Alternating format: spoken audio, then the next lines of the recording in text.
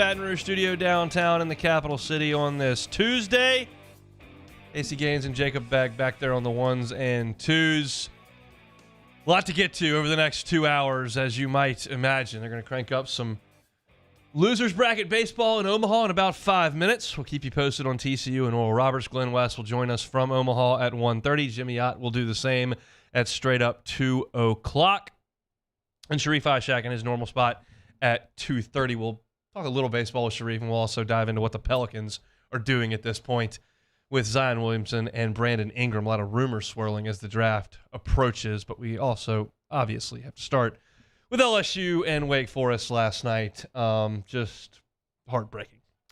Still haven't recovered, quite frankly. A 3-2 loss. There's so much to get into, which we will here for the next 30 minutes. Welcome your interaction in the Bayou 4 chat over on YouTube. Yesterday a lot of the discussion was around Ty Floyd and what you were going to get from your number 2 starter. And he was brilliant. I mean, that is about as good as Ty Floyd has thrown the ball in his LSU career. He's facing a tough lineup, and he's just beating them with fastballs. And through 5 innings, he was unblemished. And it kind of came unraveled. We'll talk about why in a second. Josh Hartle was better than I anticipated. I went back and watched 2 of his starts, and I thought he was really, really good yesterday. I know that the 4 walks are a season high and a career high for him, but that cutter that he's throwing mixed in with that breaking ball was just very, very uncomfortable for LSU as long as he was out there, which turned out to be 6 innings. Both starters were excellent, and it was a really high-level baseball game. And it was decided late in the game by a couple of different situations. In the LSU 8th, Morgan leads off with a double. Then Travinsky hits that ground ball to second base that they kick and give you a bit of a gift. And you've got first and third with nobody out. At that point, there's a discussion had by signs or just literal discussion on third base of how they're going to approach base running at that point. TCU, I'm looking at the TV and TCU is playing, they're showing highlights. Wake Forest is playing the infield in the middle back, and they're holding the runner at first, and they've got the third baseman even with the bag. And very clearly, the decision was made by LSU that Trey Morgan was going to go on contact if it's on the ground. And he did. And it was the right call. You don't have time when the ball is batted to process, okay, if you're going on contact, if you're going to go. You don't have time to say, okay, that ball's going to move him towards the line. I think he's got to go a couple of steps. And so, yeah, that may give me enough time to go. Plus, the angle's not great. So, yeah, I'll go. You don't have time to do that. The ball's hit on the ground. You go. That's it. Trey Morgan runs pretty well. And Cade Beloso, far more often than not, pulls the ball. And so what happens is he hits the ball off the end of the bat, and it moves the third baseman towards the line. He fields it in fair territory, but has trouble getting it out of his glove, and his momentum carries him away from the line. And quite frankly, he made a great throw, and the catcher made an unbelievable play at home plate. And I've heard the morning show, and I've heard Jimmy and Charlie, and I've talked to friends and family, and I've sent text messages. They make that play 2 out of 10. And they made it when they had to. They had to make the play, and they made it. And he was out. It was a correct base running play. LSU got a break when he bobbled the ball. He did short hop it, but the catcher made the play. And at that point, you got to tip your cap a little bit. Championship level play in a championship moment. And they make the play. And at that point, you ground to the double play, and you just feel the momentum just shift. And Wake comes up in the 8th, and Thatcher Hurd is throwing the ball fantastically. And he gets a strikeout. And then Corona hits the double. The double was on an 0-2 pitch that was a slider thrown right down the middle. You cannot make that mistake. When the count is 0-2, you have an opportunity as a pitcher to throw pitches they literally can't hit. 0-2. You can throw pitches they cannot make contact with. Down, up, out, anywhere. And he had a good breaking ball yesterday, but he threw a terrible one, and Corona made him pay for it. But then he comes back and gets a strikeout looking, big pitch, and then Lee comes up, and it's 1-2. He had him 0-2, wasted one. You're still in a position in 1-2 where you do not have to give in, and he left it right down the middle. Just mistakes. And if you're a Wake Forest writer or talk show host and you're doing Winds of Salem radio, you're talking about what a great swing Corona put on it and what an unbelievable clutch moment that was for Lee, and great job calling time and getting the third base coach to come down and lighten the mood and all that. And all that's fine and dandy. The fact of the matter is that Thatcher Hurd had advantage counts, and he spun breaking balls right down the middle of the plate. Not down, right down the middle. And Wake Forest made him pay. And you just saw it coming. And at that point, Wake Forest had its closer in the ballgame, and he was lights out. LSU did not touch Camden Manasseh. And I'm looking at it, and then I'm going 7-8-9's a terrible spot to be in for the ninth inning. But if one guy gets on base, then Cruz is coming up. And they didn't get on base. Now we'll talk about what took Ty Floyd out of the ballgame. The 2 runs in the 6th. He walks the bases loaded. And quite frankly, I don't know another way to say this. The umpire was beyond atrocious. He was an embarrassment. It contributed to the outcome of the game. LSU had plenty of other spots to make plays and to swing the bat, and they just didn't do it. And Wake Forest did deserve to win the game, but the umpire stunk. So that's part of it. And so I want to come down on Ty for walking 3 guys, but you go back and look at the data. We got StatCast and we've got K-Zone, and we know that a lot of those pitches were in the zone. You caught the short end. 6 years ago, you caught the long straw. Caleb Gilbert was 6 inches off the plate all day. Oregon State never adjusted, and he struck out 1 million off the plate. You were the beneficiary on that day of those calls, and LSU got some calls that were awful yesterday. But those in that huge spot, the umpire just choked. He just missed them. Now, I've heard a lot of people say that Jay waited too long to pull Ty Floyd.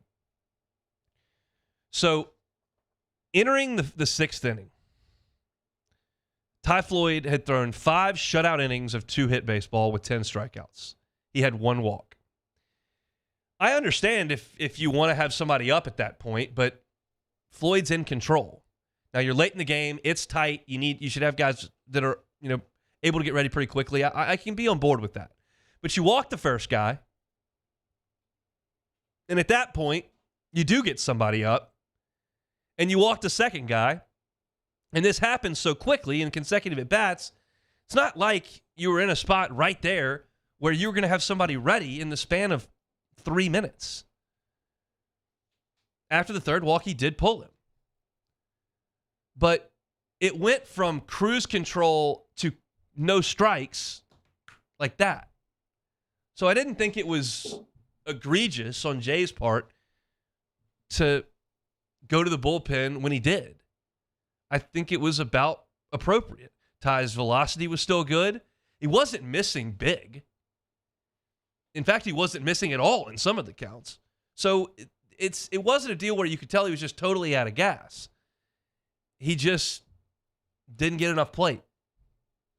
And at that point, you went to Thatcher Hurd, and I think that was the right move to go to Thatcher Hurd. We talked about this yesterday. I asked Charlie about it. I mentioned it on the show. I had a feeling Thatcher Hurd was going to get the baseball in that game. They were going to do everything they could to try to win that game. And they had a 2-run lead in the middle innings, and they went to the best reliever they've got. I had no problem with that whatsoever. At that point, you were pushing your chips to try to get to the championships, to get to the driver's seat of the bracket. And it just didn't work. That's one where you're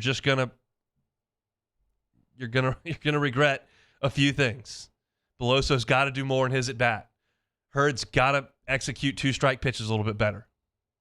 Those are the 2 biggest points in the game, and neither one went your way. And Wake's made a season out of making those things go their way.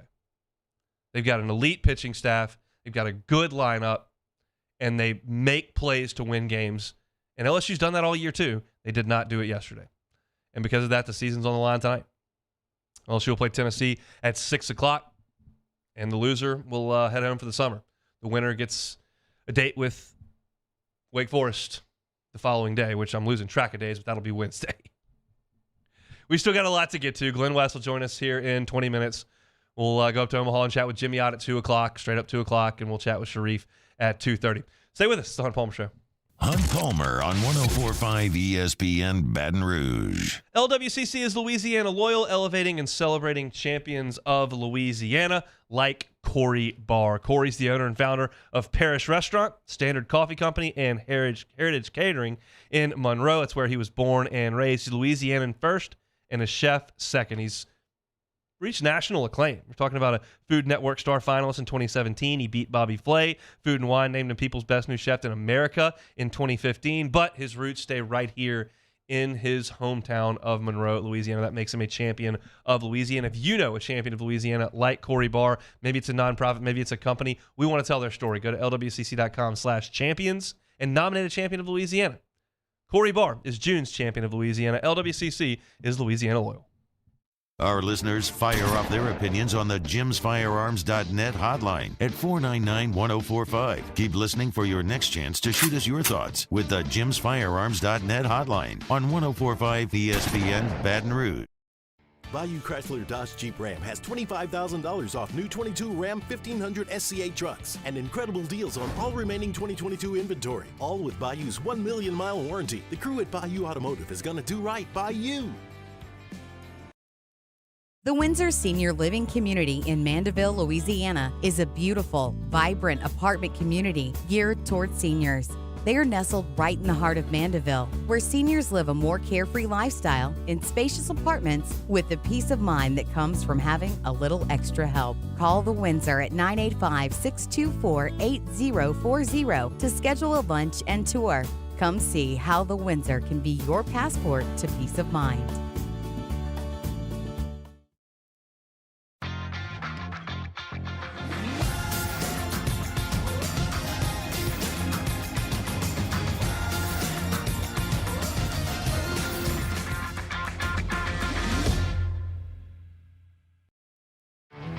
There it is, the extra mile, on the border of expected and extraordinary for those willing to go further, like vans customized for work or play, with safety and tech to keep you connected, supported by a 5-star sales, service, and finance team, and backed by the 1-star you know.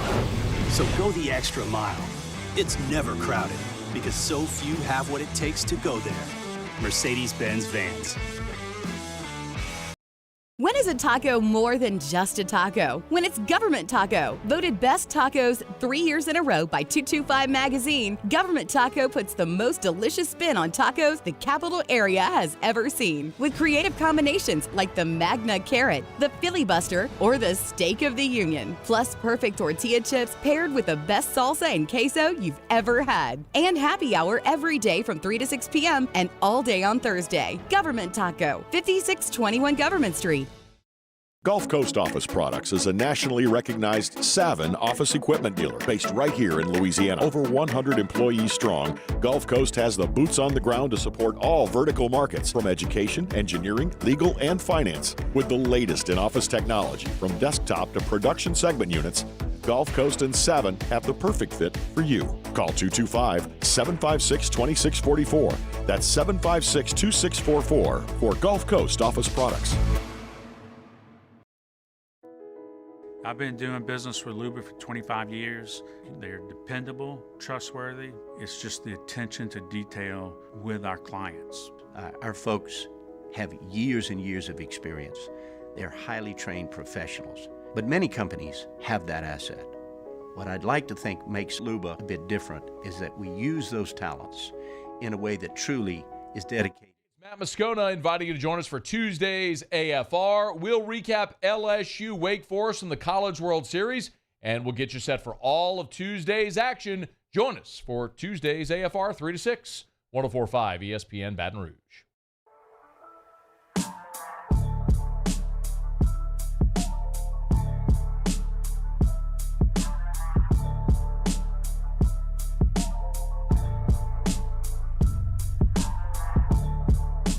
This is Hunt Palmer on 104.5 ESPN Baton Rouge. Glenn West of Go 24/7 going to be with us in 15 minutes from Omaha, Nebraska. They are underway at Chuck Schwab Field. It's Oral Roberts and TCU in a Bracket 1 elimination game. Loser goes home. Winner gets the Florida Gators tomorrow afternoon. In the Bracket Championship, that's where LSU is trying to get. Look, it's a daunting task at this point for LSU. We all know that. You know the situation that they're in. You know what they've got to do, and you know what it means moving forward. It's something that LSU has done before. LSU obviously advanced through the winners bracket the losers bracket in 2017. They beat Florida State in the opener, got smoked by Oregon State in the game Eric Walker got hurt in game 2 of that College World Series for LSU, and then they came back and beat Oregon State twice. And it took a fantastic performance from Caleb Gilbert and an awesome performance from Alex Lang with some Michael Papierski homers to get that done. LSU also came through the losers bracket to win the regional in Eugene.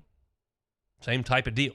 You had to win a lot of baseball games in a row against a team that's probably a little bit better than you. The path now for LSU is to win today, find somehow, some way to beat Wake Forest tomorrow, and then you can hand the ball to Paul Skeens on Thursday. That's what this looks like. But obviously, Paul Skeens pitching on Thursday means he's not available in the championship series, and that's a tough thing to swallow if you're LSU. So your chances of winning a national championship were really hit yesterday. Really hit. And that's really difficult to swallow when you're sitting there in the 6th inning with a 2-run lead. But it is what it is. And it starts today with the Tennessee Volunteers. I'm looking at Tennessee's pitching situation right now, and there are 3 guys on their staff that are not available today. Andrew Lindsay is not available today. He obviously started the opener against LSU on Saturday. Chase Dolander is not available today. He pitched yesterday. And Chase Burns was extended a good bit yesterday coming out of the bullpen, so he is not available in the game today. Everybody else is, and that means that very likely, and I think definitely, you're going to see Drew Beam to start this game. Beam is among the best number 3s in college baseball.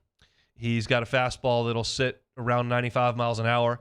He's got a good changeup and a devastating breaking ball, which was very much on display against Southern Miss last week. In that game, he threw 6 innings in Game 3. He gave up 7 hits, but no runs. He struck out 7 and walked 1. You go back to Drew Beam's outing against LSU, and it was a weird game because if that's the game, if you'll recall, Game 3 of that series, Thatcher Hurd started for LSU and didn't record an out. LSU gave up a 6 spot in the first inning of that game and then gave up a 4 spot in the second inning. It was 10-0 Tennessee through an inning and a half.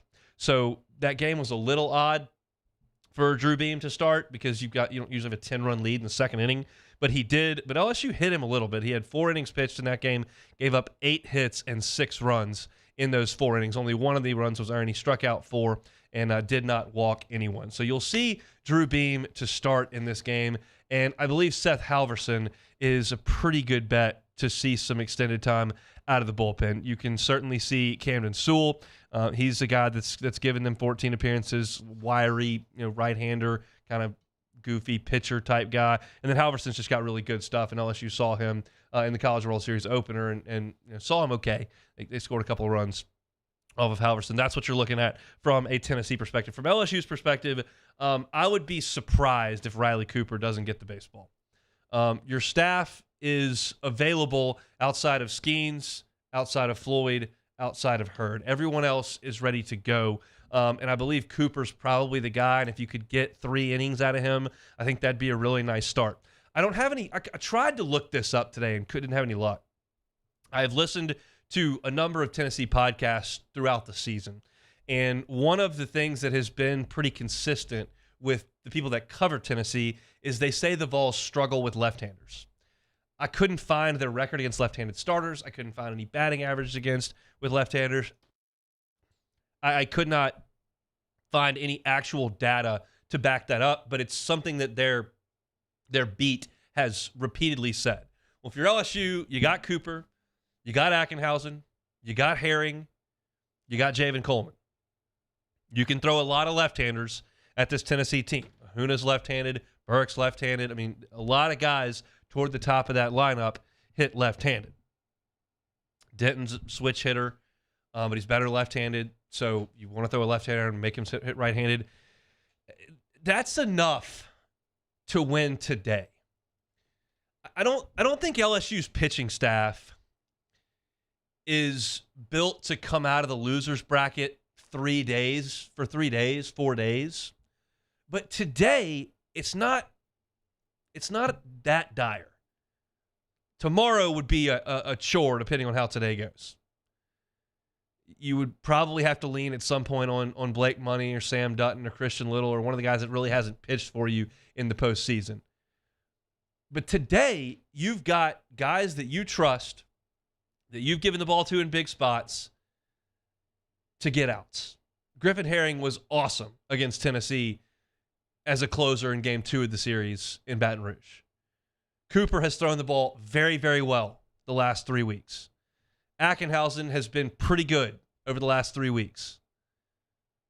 Javen Coleman hadn't been asked to come out there, and that's when you start to get into a little bit of a stretch for some guys. But for 9 innings today, I don't think LSU is in an awful spot. This conversation will be very different tomorrow. You throw those guys tomorrow, and they're kind of burned. I struggled to get 27 outs comfortably tomorrow, and that's where this whole thing of LSU needed to stay in the winner's bracket comes into play.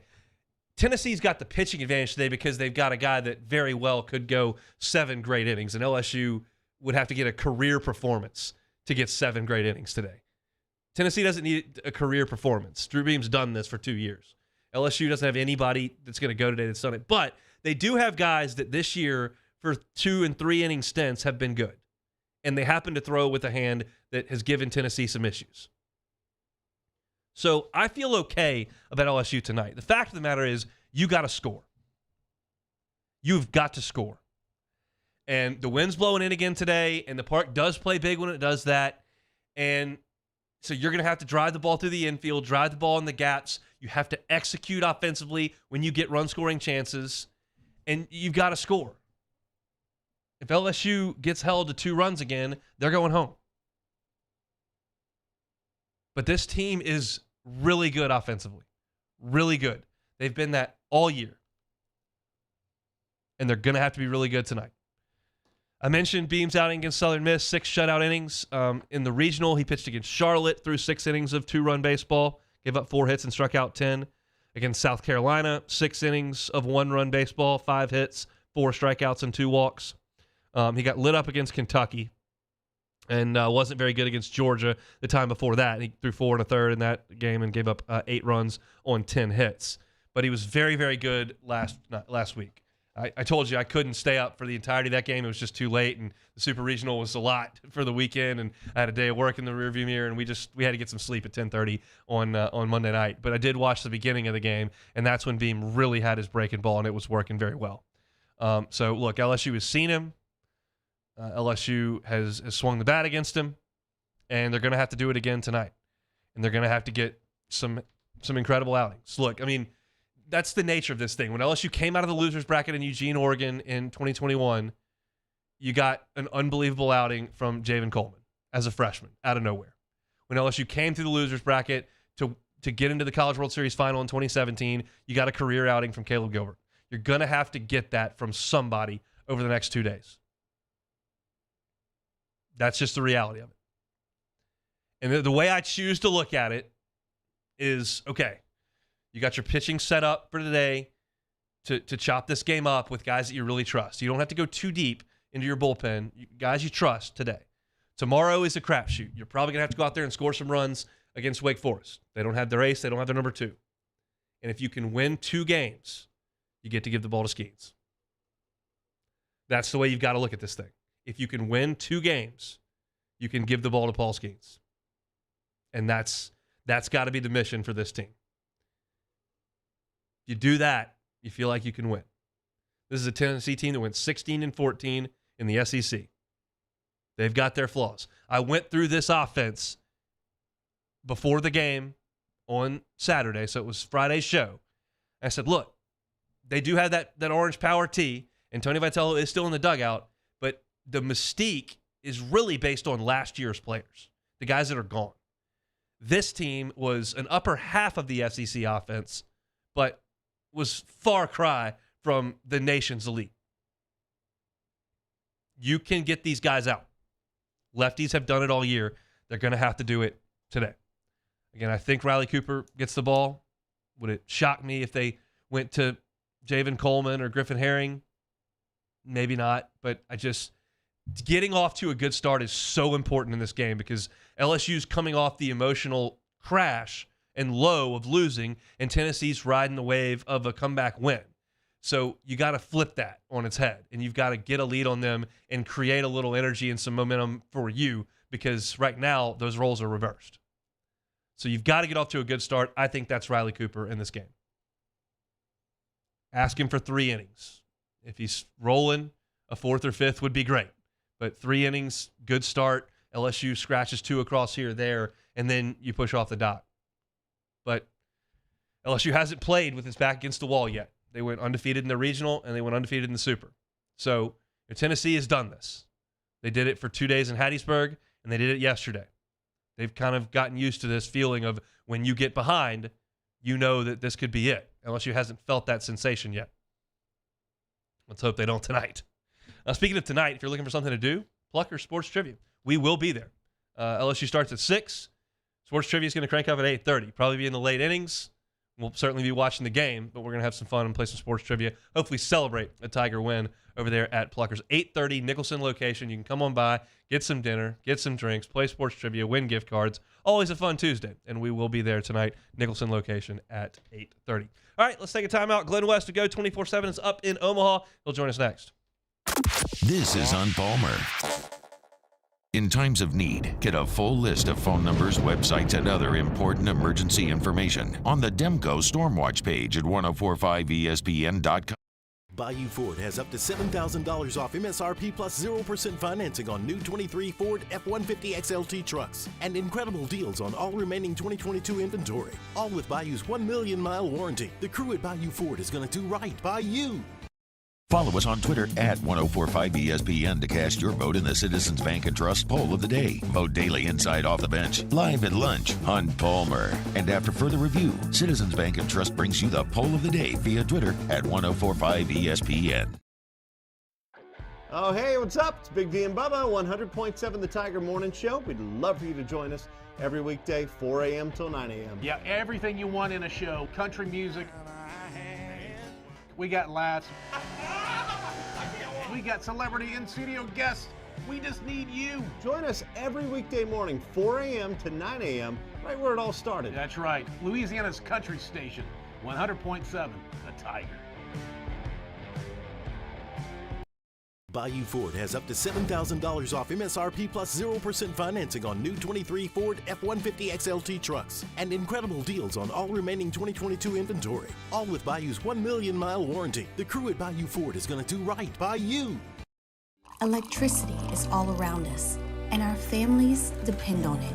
Every day is sparked by the power of a cold drink or a warm meal, a movie night, and a comforting light at the end of a dark hallway. From sunrise to sunset, playtime to bedtime, our team is ready to take care of your electrical needs. Even in the case of an after-hours emergency, the light in your life shines brighter with Mr. Electric. I've been doing business with Luba for 25 years. They're dependable, trustworthy. It's just the attention to detail with our clients. Our folks have years and years of experience. They're highly trained professionals, but many companies have that asset. What I'd like to think makes Luba a bit different is that we use those talents in a way that truly is dedicated to serving the needs of the folks who depend on us. When is a taco more than just a taco? When it's Government Taco. Voted best tacos 3 years in a row by 225 Magazine, Government Taco puts the most delicious spin on tacos the capital area has ever seen. With creative combinations like the Magna Carrot, the Filibuster, or the Steak of the Union. Plus perfect tortilla chips paired with the best salsa and queso you've ever had. And happy hour every day from 3 to 6 p.m. and all day on Thursday. Government Taco, 5621 Government Street. Gulf Coast Office Products is a nationally recognized Savin office equipment dealer based right here in Louisiana. Over 100 employees strong, Gulf Coast has the boots on the ground to support all vertical markets, from education, engineering, legal, and finance. With the latest in office technology, from desktop to production segment units, Gulf Coast and Savin have the perfect fit for you. Call 225-756-2644. That's 756-2644 for Gulf Coast Office Products. There it is, the extra mile, on the border of expected and extraordinary, for those willing to go further, like vans customized for work or play, with safety and tech to keep you connected, supported by a 5-star sales, service, and finance team, and backed by the 1-star you know. So go the extra mile. It's never crowded, because so few have what it takes to go there. Mercedes-Benz Vans.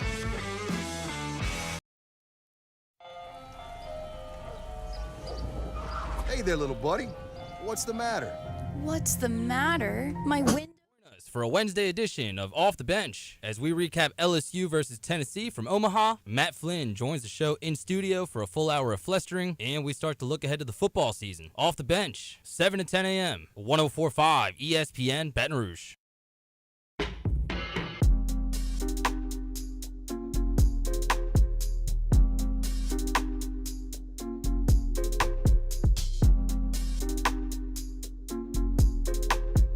You're listening to Hunt Palmer on 104.5 ESPN Baton Rouge.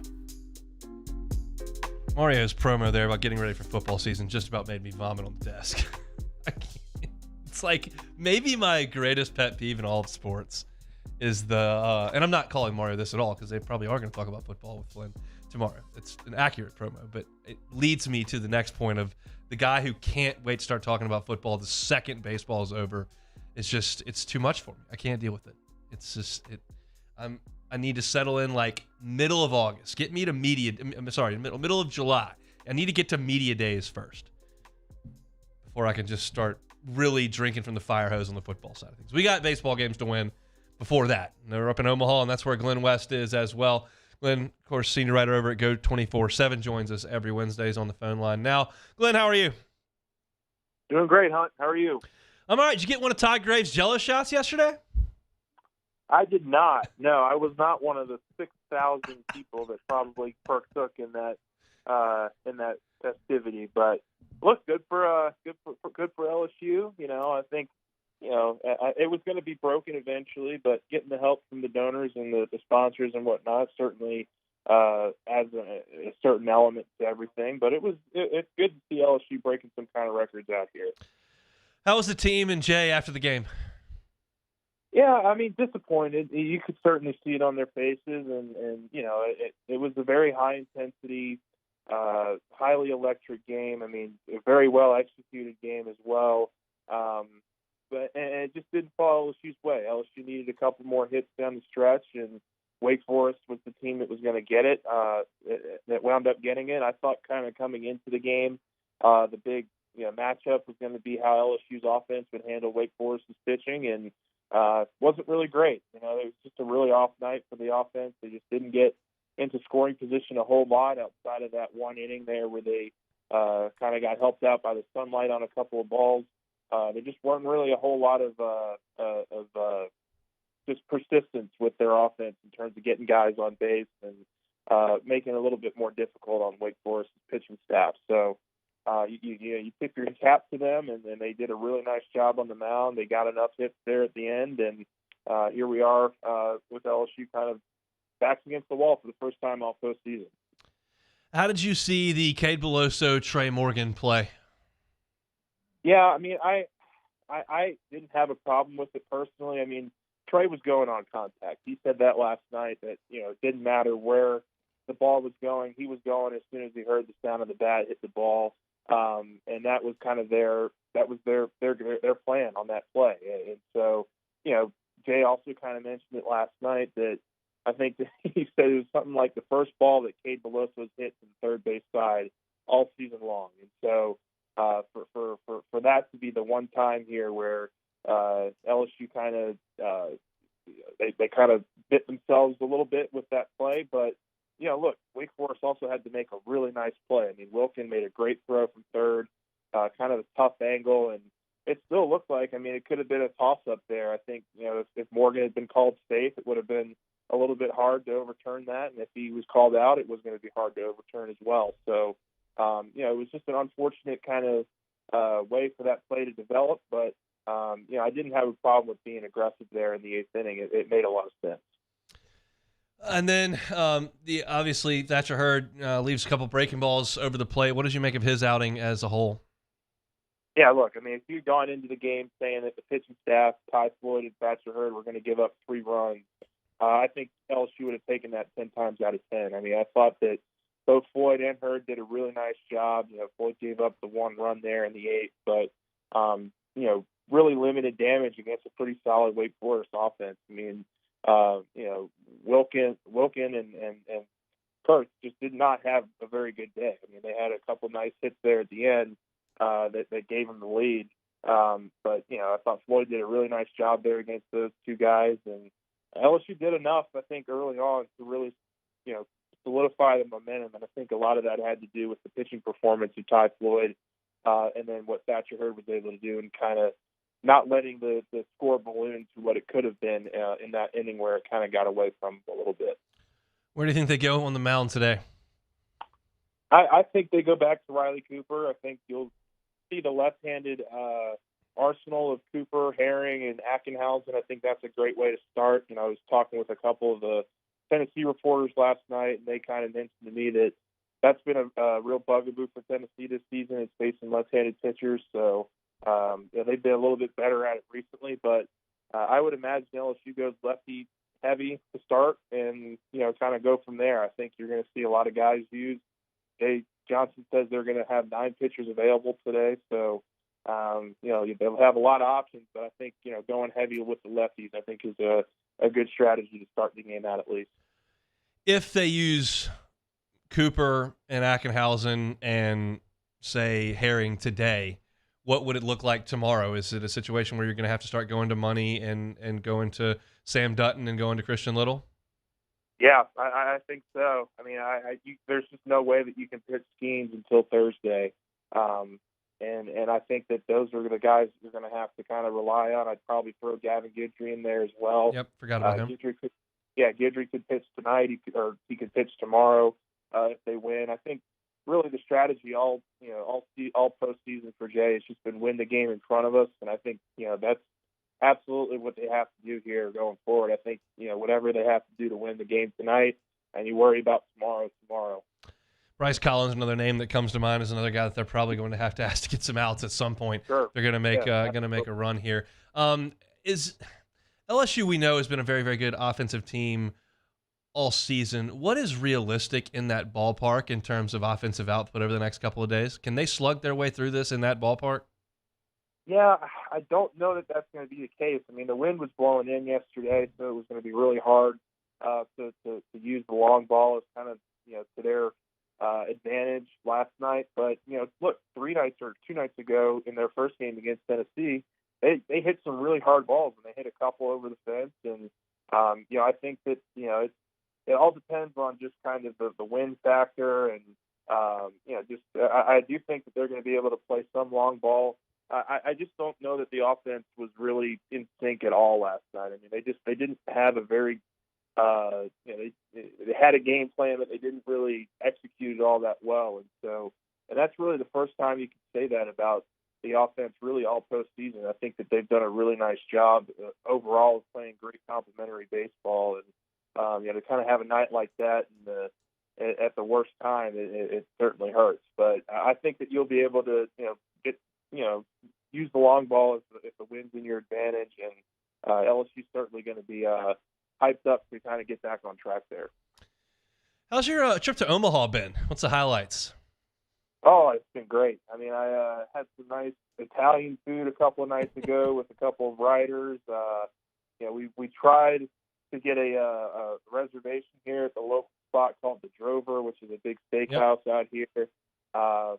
Unfortunately, we were going to do it tonight, and if LSU had won last night, we'd have an off night. But it looks like we're going to be at the ballpark here for the next couple of days. So lots of ballpark food, lots of just walking around, getting the feel of just kind of LSU being back in this place. You can really tell that a lot of the native people here in Omaha really like it when LSU's a part of this World Series, and it's been a really fun experience overall. What's the atmosphere like around the ballpark? Because I know people in Baton Rouge and LSU fans are nostalgic about Rosenblatt and Zestos and the neighborhood and the zoo and all that kind of stuff. I've always felt like this was a better setup because it's downtown and there are bars and restaurants around. It creates a little bit better environment than a neighborhood would at where Rosenblatt was. What are your thoughts on kind of the situation around the ballpark? Oh, yeah. I mean, lots of tailgating. There's lots of lots that are open and where you just walk in and you find tents everywhere. And they have a nice little fan fair area, too, where there's just a lot of booths set up, a lot of places to purchase merchandise. It's just a really good area to kind of walk around a little bit of downtown Omaha. And it's really kind of spread out over, I would say, probably a square block or so around the stadium. So they've done a really nice job. I know that a lot of fans have really gravitated towards Rocco's for the Jello shot stuff, but there's a lot of really good tailgating out there too. Ran into a couple of the LSU parents, and they're just having a blast out here watching their sons. And so it's been a really good experience overall, and I think it's obviously something LSU. It's a place where LSU would like to be year in and year out. So why not make that a little bit of a trend going forward? Do they win tonight? I think they win tonight. I think that they get back on track. Drew Bream's not going to be an easy out, but I think the offense is going to have something to prove, and I think they get a win. All right, enjoy your stay in Omaha as long as it lasts. We'll talk next week, Glenn. Thanks, man. All right, Hunt. Thank you. Appreciate it. He is Glenn West, Go 24/7, covering the Tigers up there in Omaha for all your football, team, recruiting needs. Go 24/7, always a great spot. And Glenn, we appreciate him for coming on the show each and every day. Each and every Wednesday. Just not every day. Each and every Tuesday. The days of the week for this College World Series have me for a loop. I know it's Tuesday because I'm going to Pluckers tonight. That's how we're going to keep this thing between the buoys here. All right, we'll come back and close out hour number 1 next. This is On Palmer. Our listeners fire off their opinions on the jimsfirearms.net hotline at 499-1045. Keep listening for your next chance to shoot us your thoughts with the jimsfirearms.net hotline on 1045 ESPN Baton Rouge. The world's leaders in obesity research, obesity medicine, and obesity science are right here. We're doing something that no one's ever done or trying to answer a question that no one's ever asked before. Pennington is a real jewel when it comes to research. We are finding the solutions to the world's worst chronic disease, which is obesity. Louisiana needs Pennington Biomedical. There it is, the extra mile, on the border of expected and extraordinary for those willing to go further, like vans customized for work or play, with safety and tech to keep you connected, supported by a 5-star sales, service, and finance team, and backed by the 1-star you know. So go the extra mile. It's never crowded, because so few have what it takes to go there. Mercedes-Benz Vans. Bayou Chrysler Dodge Jeep Ram has $25,000 off new 22 Ram 1500 SCA trucks and incredible deals on all remaining 2022 inventory, all with Bayou's 1 million mile warranty. The crew at Bayou Automotive is going to do right by you. When is a taco more than just a taco? When it's Government Taco. Voted best tacos 3 years in a row by 225 Magazine, Government Taco puts the most delicious spin on tacos the capital area has ever seen. With creative combinations like the Magna Carrot, the Filibuster, or the Steak of the Union. Plus perfect tortilla chips paired with the best salsa and queso you've ever had. And happy hour every day from 3 to 6 p.m. and all day on Thursday. Government Taco, 5621 Government Street. Gulf Coast Office Products is a nationally recognized Savin office equipment dealer based right here in Louisiana. Over 100 employees strong, Gulf Coast has the boots on the ground to support all vertical markets, from education, engineering, legal, and finance. With the latest in office technology, from desktop to production segment units, Gulf Coast and Savin have the perfect fit for you. Call 225-756-2644. That's 756-2644 for Gulf Coast Office Products. I've been doing business with Luba for 25 years. They're dependable, trustworthy. It's just the attention to detail with our clients. Our folks have years and years of experience. They're highly trained professionals. But many companies have that asset. What I'd like to think makes Luba a bit different is that we use those talents in a way that truly is dedicated to serving the needs of the folks who depend on us.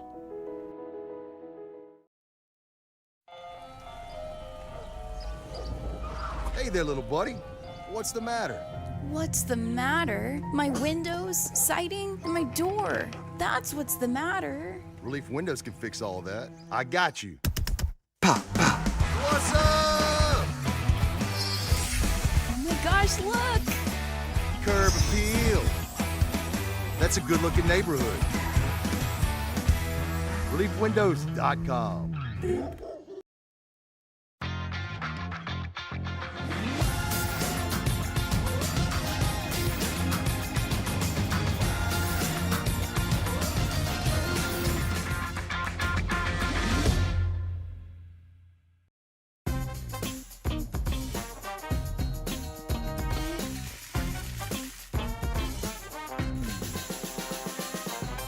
The best kept secret in town is out. Discover Tallulah at the Renaissance Hotel on Bluebonnet.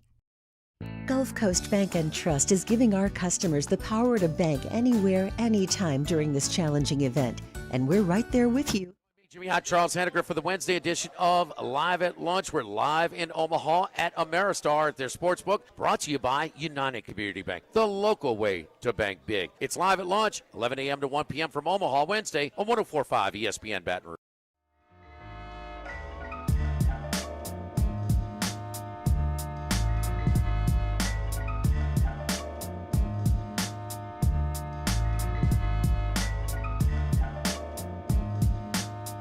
This is Hunt Palmer on 104.5 ESPN Baton Rouge.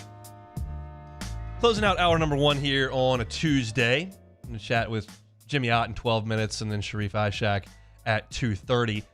TCU and Oral Roberts playing an elimination game up there in Omaha right now. It is 1-0 TCU. Horned Frogs left the bases loaded back in the second inning, but they did scratch a run across, so they lead that one 1-0 in the top of the third inning. Goes without saying, but Florida and Wake are in really good shape here. One, because they're 2-0 and somebody's going to come back and beat them twice. But they're also set up so well from a pitching perspective. Florida can go with Jack Caglione in their next game and save Sproat and Waldrop for the championship series. If they've got to come back and play again on Thursday, then they can use Sproat in that game. But they've got it really set up, and Wake is very much in the same boat where they're not going to have to extend and use the top half of their pitching staff again until they get to Thursday. And that's the huge benefit. And it's the same way that LSU could have been with Paul Skeens. If you were able to win last night, then you could try to put a bullpen game together in tomorrow's game and try to get through with that. And if you didn't, then you can go ahead and use Paul Skeens to try to get to the championship series. Now LSU's got to have all hands on deck, and it's just not a very comfortable spot to be in. But look, Florida is really set up, and it's it brings into a clearer picture of just how important it is to have built out a weekend rotation and to have a 1, 2, and a 3 that you absolutely can trust and can go to, because LSU sits here in their third game of College World Series and you're like, well, who they got? Who are they going to? Is it Cooper, who hasn't really been a starter? Is it Javen Colton? They just never developed that guy, whether it was going to be Grant Taylor or whether you thought Thatcher Hurd would evolve into that guy. There were a lot of options early on, and now you get to a point and you don't know that you have one. And that's such an important thing in this College World Series. It's an obvious point. I know that. I don't think I'm shedding any light on something that you weren't even familiar with, but it comes into picture and comes into focus when you get to this point and you look up and you're kind of scratching the depths of your bullpen, and there are other teams that are just set up a little bit better than you. LSU offensively is as good as anybody in the country, but you're now getting to the point where the weakness, and I use kind of air quotes there, of your roster may show up here. And it's just, if you would have told me that in their first outings in the College World Series, no matter where they were, that Ty Floyd was going to go 5 innings of 2-run baseball with 10 strikeouts, and Thatcher Hurd would throw 3 innings of 1-run baseball with 5 strikeouts, and you told me that was going, I would say, oh man, LSU's in really good shape. They're in really good shape. And they were in really good shape through 7 innings last night. And then you get the leadoff double in the 8th, and you're not able to cash it in, and all of a sudden the season's on the brink. But it's just about winning one game now. Win one baseball game and show up the next day and do it. It's not like the regional where you got to win 2 in a day. They give you a night off. You just got to do it one day at a time. Get out there and make it happen. LSU will have a crowd advantage. They'll have a lineup advantage tonight. But they're going to be at a little bit of a deficit, if you will, from a pitching perspective. You just got to offset it with those 2 advantages that they've got. We'll talk a little bit more about LSU and Tennessee in hour number 2. We'll certainly chat about that with Jimmy Ott, who's up there in Omaha. Those guys were at Barrett's Barleycorn today. They'll be at the Ameristar the rest of the time up in Omaha. Our College World Series coverage is brought to you by Rev Business. Charles Handegriff and Jimmy Ott are anchoring our team up there. They are live at lunch every day at 11 o'clock. Our coverage of LSU Fighting Tiger Baseball in the 2023 College World Series, powered by Rev Business, and we certainly appreciate them for making that happen. We'll chat with Jimmy here coming up in a few moments. Want to get his thoughts on who LSU will go to. Get a little weather check from up there in Omaha as well. I'm told that Jimmy left the hotel this morning and went and checked on the flags at Charles Schwab. So we'll get Jimmy's thoughts on that here in a minute, and Charlie will join Matt on After Further View a little bit later this afternoon. Again, 1-0 is your score right now. TCU and Oral Roberts. The winner of that game will play Florida, and the loser of that game is headed home. LSU and Tennessee will get things cranked up at 6 o'clock this evening. So very much looking forward to that. If you're looking for something to do tonight, Plucker Sports Trivia, great option.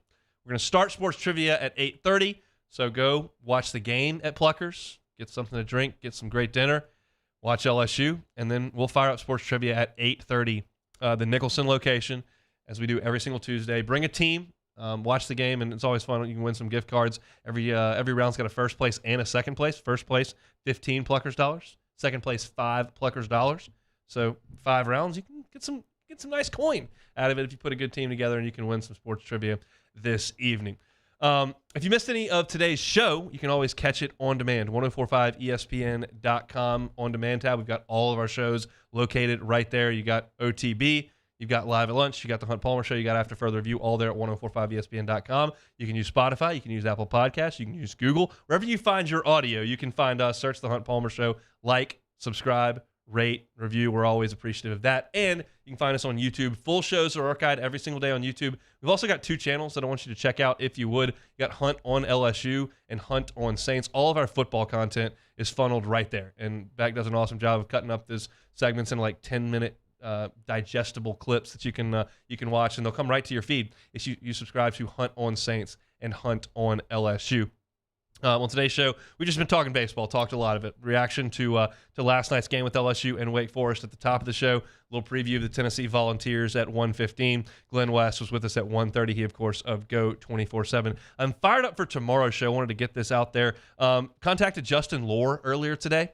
Justin Lohr, new transfer, southpaw for LSU. He's up at Xavier as a key bullpen piece, an all-conference pitcher for them. He has announced that he's transferring to LSU for next year. So we'll chat with Justin on tomorrow's show, kind of get his thoughts on what made LSU so attractive, what he sees his role as, and has he been kind of paying attention to this, and I want to know what the process is for the transfer portal, just how that all works. Because LSU's been playing some pretty important games, but obviously Jay is in the transfer portal as well. So excuse me. We'll get with Justin Lohr tomorrow at 2 o'clock in the middle of the show before we get to Demouy. So very much looking forward to that. We're packed in hour number 2 here on this Tuesday. We got Sharif Ishak.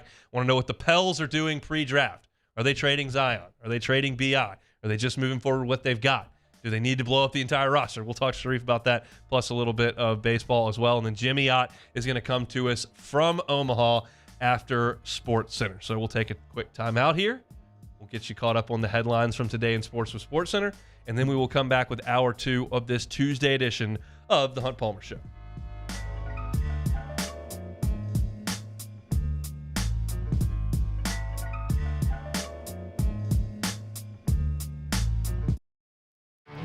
There it is, the extra mile, on the border of expected and extraordinary, for those willing to go further, like vans customized for work or play, with safety and tech to keep you connected, supported by a 5-star sales, service, and finance team, and backed by the 1-star you know. So go the extra mile. It's never crowded, because so few have what it takes to go there. Mercedes-Benz Vans. Gulf Coast Office Products is a nationally recognized Savin office equipment dealer based right here in Louisiana. Over 100 employees strong, Gulf Coast has the boots on the ground to support all vertical markets, from education, engineering, legal, and finance. With the latest in office technology, from desktop to production segment units, Gulf Coast and Savin have the perfect fit for you. Call 225-756-2644. That's 756-2644 for Gulf Coast Office Products. The importance of doing this fortified program and offering it to people down here is, number one, the only real chance you're going to get to do this is when you put on a new roof or build new. And through companies like HUDCO, who's kind of leading the way in this thing, it's going to offer the customers a huge advantage in the insurance market and the price of their insurance. You know, we're not looking to make a fortune off fortifying. We're trying to give you a better product than our competitor at the moment. I'm trying to do something that he can. I'm trying to give you something better. So a lot of these insurance shops, you're getting a re-roof, you're only paying your deductible. Let's sit down and talk about the fortified, and let's see what it does to your insurance premium. You're getting a steal. Yeah. You're getting a brand new roof and a fortified certificate for your deductible, essentially. I think we're rocking and rolling.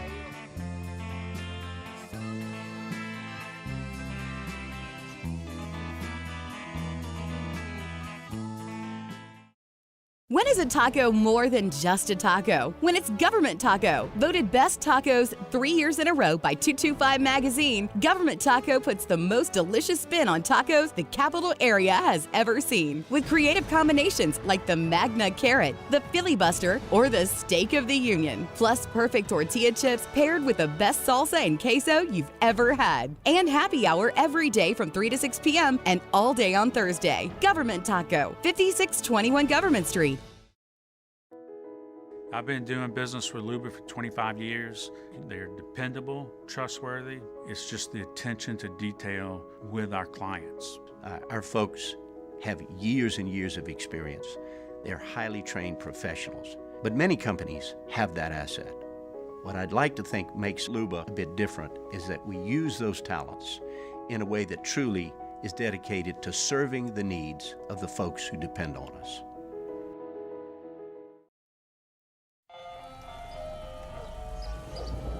Hey there, little buddy. What's the matter?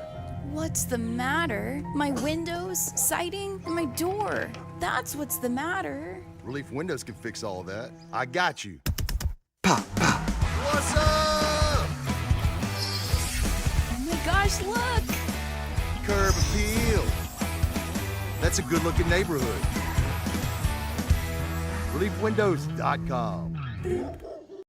Follow us on Twitter at 1045ESPN to cast your vote in the Citizens Bank and Trust Poll of the Day. Vote daily inside Off the Bench, live at lunch, Hunt Palmer. And after further review, Citizens Bank and Trust brings you the Poll of the Day via Twitter at 1045ESPN.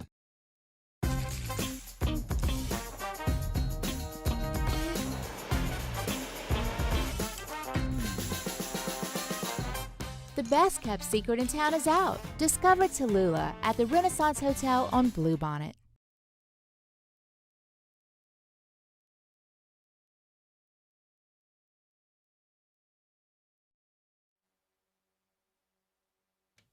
This is SportsCenter. I'm Christine Lisi. There's have been productive conversations between the Warriors and Draymond Green about going forward together, but no deal is in place, according to ESPN's Brian Windhorst. Green, who declined his $27 million player option, as expected, will be a free agent July 1st and can listen to offers then.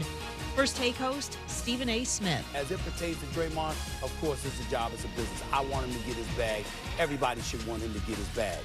But in the end, the first order of business is getting your bag while winning. I don't want Draymond Green in anything less than a championship contending equation. Anything less, you don't want that for Draymond Green. Chris Paul on Fitz and Harry today said he was surprised by news of his trade from the Suns to the Wizards with Bradley Beal. Heading to Phoenix, he added he understands the NBA is a business. Regarding what is next in his career, Paul said he'd like to be somewhere to compete for a championship and be with a team to appreciate it. Future Washington Commanders owner Josh Harris has become a minority investor in Joe Gibbs Racing. His investment was termed as significant.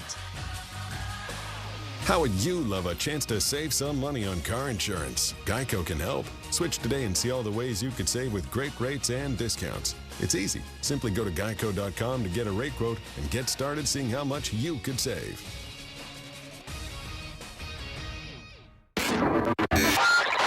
Now,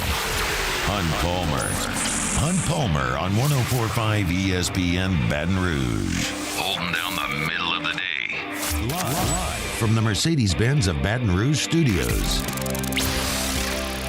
This is Hunt Palmer. Hour number 2, Hunt Palmer Show on the Mercedes-Benz of Baton Rouge Studio downtown in the capital city. Let's hop on the Jim's Firearms Hotline, head up to Omaha. That's where we'll find Jimmy Ott, courtesy of Red Business. Jimmy, how are you? Good, Hunt. How about you? Could be better, man. Yeah, it could be a lot better. It could be better, man. It was such an important game. It was a tough one, man. I know the umpiring is going to be discussed a lot more by the LSU fans in Wake Forest, but just too much of a factor of the game. I thought the home plate umpire was a weird game, a very weird game. But it was also the first day where we saw the wind play a factor, and it got up to close to 20 miles per hour. Currently, right now, it's 14 coming in straight right from right center/center.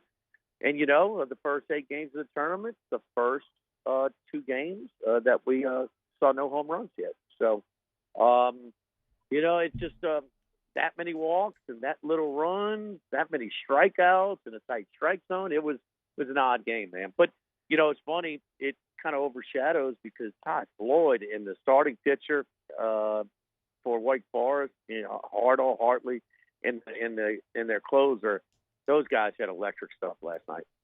They really did. There's a reason why Wake's had the best CRA in the nation for the entire season, and they put it on display last night. You mentioned the ballpark and how it's playing. Does the fact that it may hurt LSU's offense matter more, or the fact that it may help LSU's staff that's compromised at this point? Yeah, I mean it's a 2-part equation. Do you have enough pitching depth to battle yourself out of the losers bracket? Yeah, that's questionable, maybe doubtful for LSU. Do they have enough lineup to kind of hit their way out of the losers bracket? Well, if they hit like they're supposed to, but even though they only scored 6 runs against Tennessee, and that's good, but they hit a lot of balls sharply. All you can do is hit the ball hard, and they hit the ball hard for outs a lot against Tennessee. Not the case last night. So, and look, man, one play, man, first and third, nobody out. The third baseman, that's not anything you work on in drills. I mean, he's not taking ground balls in foul territory, to kind of, with that play. And it was a play that they made, and I would say 9 times out of 10, that ball's probably gone to the backstop. Morgan scores, runners second and third, nobody out, and here we go. We've seen it so many times where that key error, leads to a big run in Omaha, but not the case. Certainly was not. Where do they head in the pitching department tonight? For LSU? Yes. Well, you know more than me, Hunt, but I know we're going to see Riley Cooper. It's just where we're going to see him. I mean, where would you put him? In relief or start? I would start him. You got to get off to a good start. You're on an emotional low right now. Tennessee's on an emotional high. You get behind 2, 3, 4 runs because you wanted to go with Griffin Herring or Javen Coleman or somebody, and you may not recover. Well, we're 3 for 3. Both Charlie and I said the same thing. He was, and I thought, you know what? I thought we were going to see him last night because the strike zone was so tight, and he is your best strike thrower. And, well, we didn't see him, but he's proven here on this stage. I think that's a big deal. We talk about it a lot. And he's been on fire. Oregon State, the regional, Tennessee shuts the game down, man. I mean, the sign runs at the plate. Tennessee's got the momentum. You know, they're within striking distance. It's Gaines is out of the equation now, and man, he shut it down. And so, I think we got to see Cooper early, and I would start him. So, you know, we won't get an announcement, but we're going to see him regardless. And you know, he's also the guy that can bounce back and give you more innings at exactly where later in the tournament if you survive. But no, we're all in agreement. And you know, why not just start him and get off to a good start? My point was, and I said this in the first hour, like you're now in a compromised position, and to get through this losers bracket, someone's going to have to do something that they don't normally do. It happened in Eugene, Oregon when they came through a couple years ago when Javen Coleman, out of a freshman out of nowhere, gave him 6 one-run innings against Oregon. And then you're talking about, you know, Caleb Gilbert getting the nod against Oregon State, and thanks to a couple extra inches on the outside corner, he pitches 8 innings of one-run baseball. Somebody's going to have to do something that we don't expect from them. Yeah.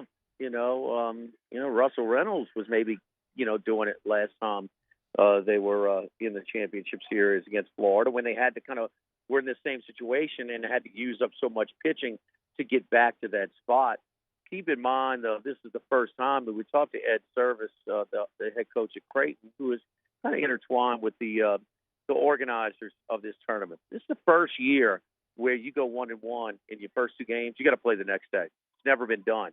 Now, LSU is unfortunate because they're in the Saturday-Monday bracket where they have to bounce back. But, you know, Charlie and I were on the way up here. I said, Charlie, you go 1-1? Do they have to play Tuesday? Yes. So, TCU, you know, Oral Roberts, they played on the Friday-Sunday side of the bracket. But you always had this day off. This would normally be a day off until this year. But they thought that they lost a little bit of an energy in the crowd. And they also got from the outside, the visitors, saying that the too many off days waiting for it. You know, we're kind of waiting around, just sitting here, extending their stay and their expenses as well. But they've compressed this thing, and so here we are. You know, 1-1. You playing tonight, the next day after that Marble game. This is an impossible question to answer, but I'll ask it anyway. We know about the shift change in Omaha, where half the crowd goes back home, and then they send 5,000 more up there. Does this feel like a day where maybe some people would have gone home because they kind of maxed out their stay, or do you still expect a massive LSU contingent? I know a bunch of people that scheduled the first leg of the trip, and they're on their way home today. You know, and you know, heck, I didn't know they were going to have a third game if they split out the first 2 the next day. So we were on our way up here. So a lot of people making that first leg of the trip because you have your 2 games scheduled. You could come in here and see, and it's really a nice trip. And I think a big chunk of LSU fans. You know, I made my way through the SROs yesterday. I was just trying to get a feel of the entire stadium last night. All LSU fans in the SRO. 958 above capacity last night. So that's where a lot of your standing room only people were. And I can't remember the first leg of the trip, this many LSU fans. I mean, we're 10, 12,000. Hard to tell. Maybe it's a little bit below 10. But, I mean, it was loud last night in that stadium when LSU got those couple of runs. Has Tennessee traveled at all? Very little. Very little. That's surprising to me. That is a traveling fan base for football and basketball. It is. If they were still struggling in football and they didn't have this little run going, would they embrace the baseball a little bit more? Is it where if they had the number 1 overall seed like last year, would they have come like Wake Forest, who has brought a decent amount of people because they thought they had a better chance? You know, I talked to several Tennessee fans. They didn't expect us beat Skeens in the first game, so we're starting 0-1. What are our chances? So, but yeah, Charlie talked about it a lot too. No, very, very little Tennessee fans here. What about the gambling action on today's game? I was listening to y'all's show. It seemed like it went from Tennessee a slight favorite to basically a pick it. Where are we now? Yeah, straight pick 'em right now. Last night was the first time LSU was underdog in a game all year, in game number 65. We didn't get a number on that game 2, or it was actually game 1. After the rain out or the weather delay game in Columbia, South Carolina, that would have been the only game where they may have been an underdog, but there was a quick turnaround. They didn't know if they're going to resume that game. I don't even remember them putting a line out on that game. But the first of our recollection, they wouldn't be underdog in any game at home. So, yeah, straight up pick them. LSU, a little bit stronger lineup. Tennessee, better pitching depth. But, man, you can pitch with some confidence, and you can attack hitters, with the wind blowing straight in for center field. Ed Service, again, says, man, we saw more oppo shots, about 6 of them during the season, and we don't see those normally. So the live ball, something that you expected as well, we're seeing it, but it's hard to get it to center, and it's almost impossible when we're talking about with the wind blowing in like it is today and for the evening as well. So, somebody's going to put on a few free bases. Somebody's going to get the key hit. Why would this be any different from any of the games we've had so far? It's unbelievable. Every game is tight. It's 6 of the 8. 6 of the 8 are one-run games. 4-run deficit had to be overcome in the other one. And, of course, LSU, Tennessee had the time run at the plate in the 8th inning against LSU. Did y'all get Doug Thompson a cheesesteak at Barrett's today? Yes, he and his Uber driver. He has befriended his Uber driver. And so I thought the Uber driver was just coming maybe to get, a bite to eat. No, it's Dougie, his 2 boys, and the Uber driver, the 4-top. And so we've had our fair share of interesting Uber drivers up here this week. So nonetheless, but yeah, Dougie was real bitter about the umpire's strike zone last night. I heard it. You can go catch that on demand if y'all missed Live at Lunch from Barrett's earlier today. Jimmy, thanks for your time. All right, Hunt. Take care, buddy. Jimmy out up there in Omaha with Charles Hannegriff. Our coverage from Omaha brought to you by Rev Business. We appreciate them for making it possible, and they'll be with Jimmy and Charlie all the way as far as LSU can go, which we hope extends past tonight. We'll chat with Sharif Ishak from WDSU coming up at the bottom of this hour. TCU has pushed another run across. They lead Oral Roberts 2-0 in the top of the 4th inning in a bracket 1 elimination game up there at Charles Schwab Field. Back after this on the Hunt Palmer Show. This is Hunt Palmer. In times of need, get a full list of phone numbers, websites, and other important emergency information on the Demco Stormwatch page at 1045ESPN.com. Follow us on Twitter at 1045ESPN to cast your vote in the Citizens Bank and Trust Poll of the Day. Vote daily inside Off the Bench, Live at Lunch, Hunt Palmer. And after further review, Citizens Bank and Trust brings you the Poll of the Day via Twitter at 1045ESPN.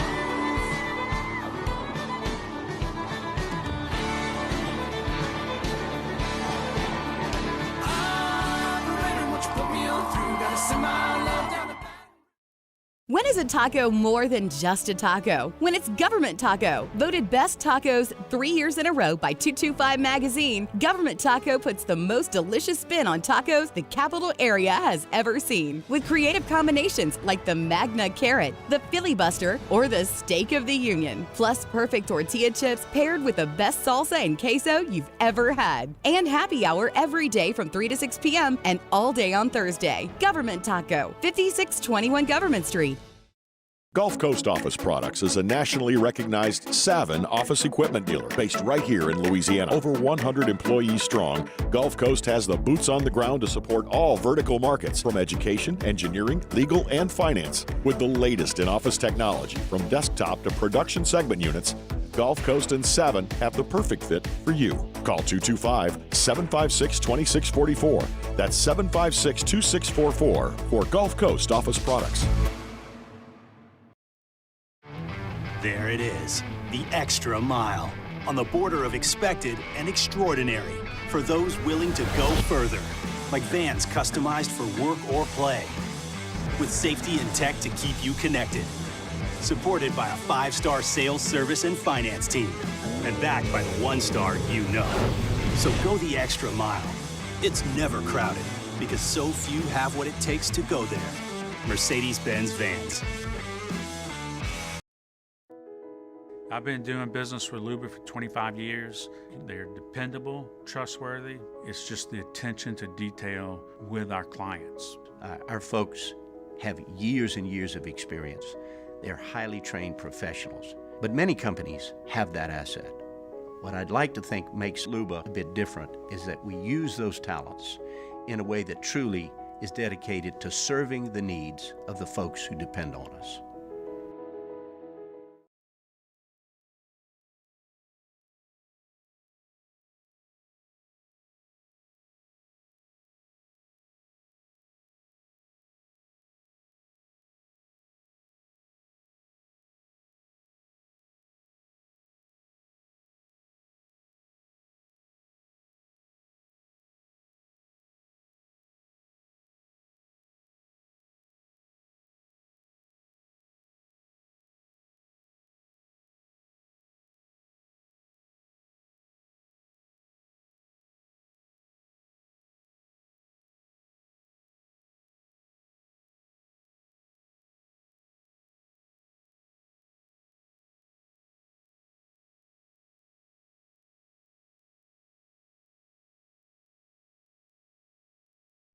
Matt Moscona inviting you to join us for Tuesday's AFR. We'll recap LSU-Wake Forest in the College World Series, and we'll get you set for all of Tuesday's action. Join us for Tuesday's AFR 3 to 6, 104.5 ESPN Baton Rouge.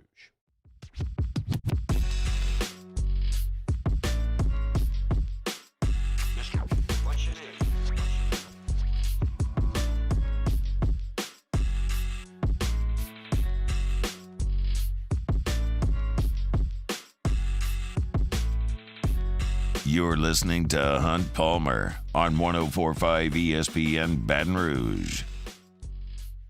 Let's get a Citizens Bank and Trust poll question up on Twitter for today.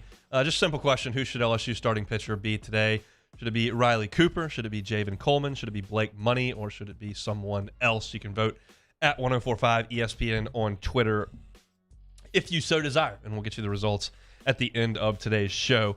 I wanted to just go back and revisit LSU's outing against Drew Beam back in, was that April 1st? I knew it was right on the, it was either March or April. The first two games of the series were played in March. This one was played in April. It was on April the 1st, and Beam took the ball. I mentioned at the first hour that the game was weird because Tennessee got up 10-0 through an inning and a half. So that changes the way you pitch, I think. That goes back to when LSU was up 14-1 on Kentucky in the Thursday game of the regular season series, and so Paul Skeens' line was his worst of the season because he had a 13-run lead after 2 innings.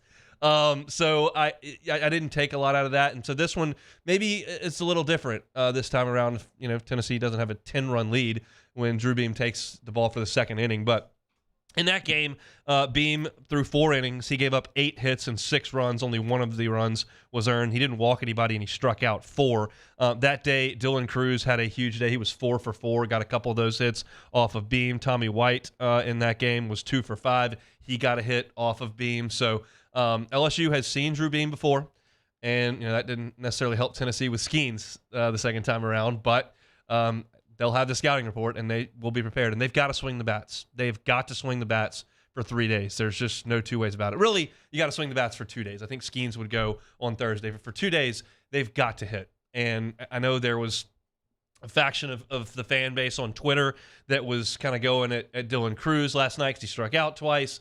If you were listening to the show yesterday, over the last 7 games previous to last night, Dylan Cruz had reached base 22 times in 7 games. He's seeing the ball just fine.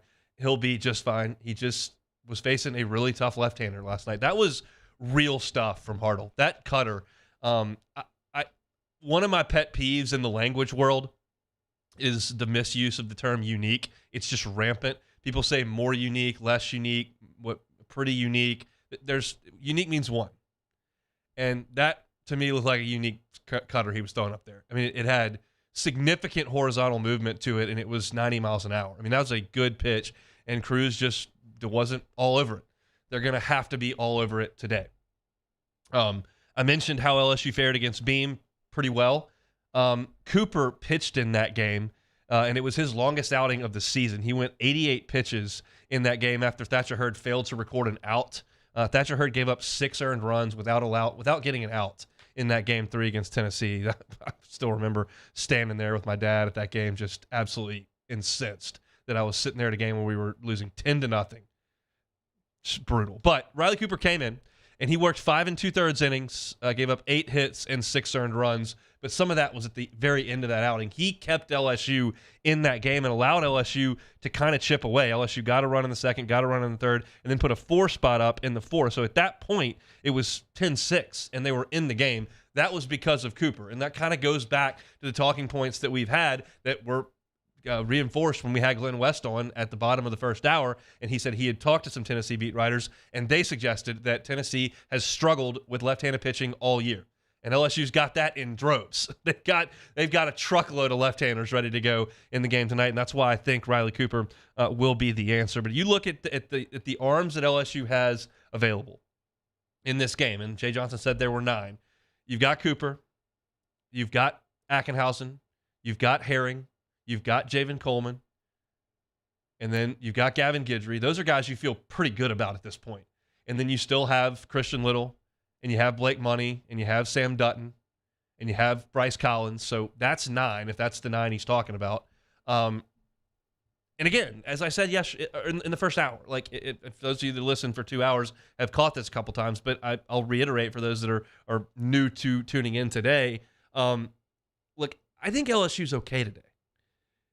You're playing a team in Tennessee that can't throw Chase Dollander at you, that can't throw Andrew Lindsey at you, that can't throw Chase Burns at you. That's the backbone of this team.